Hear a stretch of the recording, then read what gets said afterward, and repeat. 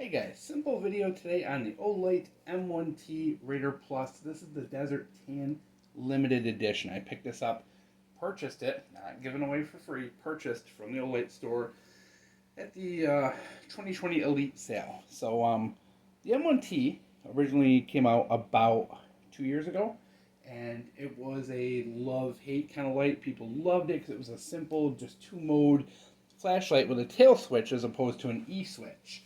And people really liked it. It got a lot of great reviews, and of course, Olight discontinued it. You know, as much as some people loved it, other people hated it.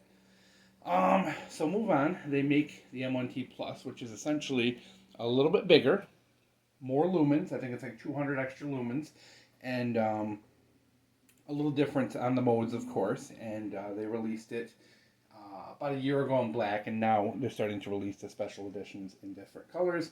This here is the Desert Tan. Hopefully this shows up well. I tried putting it on a white background and it just didn't look Desert Tan, so hopefully this brown background brings out the color a little better. We'll show you the packaging real quick. It comes in a cardboard box. Nothing special. You have your stats here, which are 800 lumen. Goes down to 400 after a 5-minute step down. Your second lumen mode is 15 lumens. You see your run times there as well. Pretty simple. It comes with pretty much just a lanyard and a battery. So nothing insane that it comes with. Here is an i3T, just so you can compare size-wise. As you can see, it is substantially bigger. This is a dual CR123 flashlight, which some people use 18650s in them to make it rechargeable, but bear in mind voltage difference. You're talking, you know, the CR123s are 3 volts, the 18650 is 4 volts, so you're kind of underpowering it with an 18650. Can you do it? Yes. You know, is it good for it? No. You know, underpowering an LED is, you know, not the best idea. I mean, it makes it less efficient. It's not going to hurt it really, but just, yeah, let's avoid all that. We want to keep this video short. Alright, so let's take a look at this. Of course, you know, this is an Olight. So fit and finish is fantastic. You can see your lanyard ring up there. You have the proud tail switch, which I think is the complaint of a lot of people who don't like it. You can see that the bezel is also a little bit more aggressive. You have a TIR optic lens with it looks like a relatively smooth reflector down there. The typical Olight pocket clip, which is that S-shaped one, which once again is something people either love or hate. Now we're going to go over the user interface, guys. Get out your pads and paper. This is complicated. All right. So you click it on. You're going to go right into your 800 lumen mode. Click it and you turn it off. All right. A double click brings you to 15. And this is what I don't like, is it really is very easy to skip over that. And you do have to go to the 800 to get it to the 15, which is kind of a bummer because if you're in your car or in a tent, you know, you really don't want that brief flash of 800 lumens. And so I don't like that. Your i3T had the old interface, which was kind of a next mode, so you could click it and it would go in between. Sorry for the focus here, guys, but as you would click it, maybe this will help. It would go between the two modes, high and low. I thought that was pretty cool. Olight changed that to this interface, which if you click it, you just get high over and over and over again. So you got to do that little double tap and lock it in to get to that. And the thing that kind of sucks is, you know, you do have to do that. Now to get to your blinky mode, you got to triple tap it. And that gets you your strobe. Oh, yep. Disco time. Alright, so there's no quick access to the modes, but it's not meant to be that. This is a quick, simple light that's really meant just to slap on real quick. You got your high and your low. I'm going to drop it on the floor because I'm angry like that. But yeah, I mean, the knurling on it is nice. You can see kind of up close here. It's got that spiraled textured knurling there.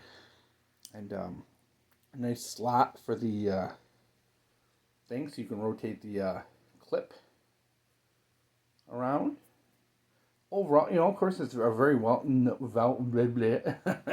You tell I haven't been making YouTube videos in a while, huh, guys?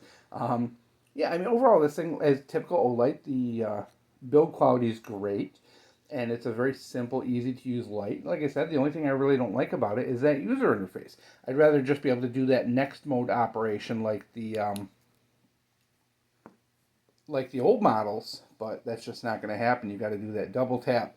So if you are in a tent, you're in a someplace confined, you're going to get that flash of 800 lumen light. So not my favorite there, but the Desert Tan is awesome. If you're the kind of person who likes to color match your gear, this is going to be a cool choice. And I know the m1t, it's a love hate with this thing. Some people absolutely love it. Other people just meh, Of course, the big, draw is the tail switch. Now, most Olights, as you know, have the side switch, the electronic switch. The major difference here between the two is the E-switch allows you better access to different modes.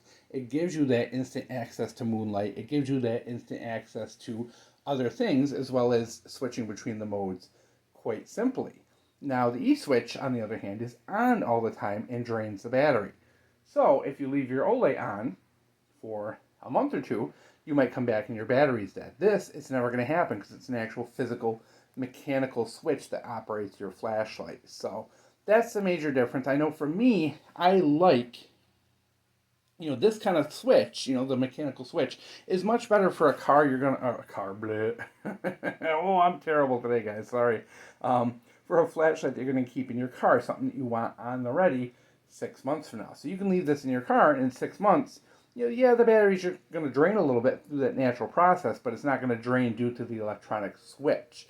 So these make great lights for stashing in your car, stashing in bug-out bags, things like that, as opposed to, the ones with the E-switch, which are really better suited for daily use because you're going to have to charge them every couple of weeks to keep that battery topped off so that switch doesn't drain it. Now, you can, of course, loosen your tail cap, and keep that from happening, but it also slows down. I mean, if you need your light, then you got to take it out, tighten the tail cap, turn it on. It's kind of a pain. If you want a quick to go light, in an emergency, I do recommend the tail cap. So here it is, guys, the m1t Plus Raider Desert Tan Edition. Nice looking light, built nice, just with that little issue that you can't,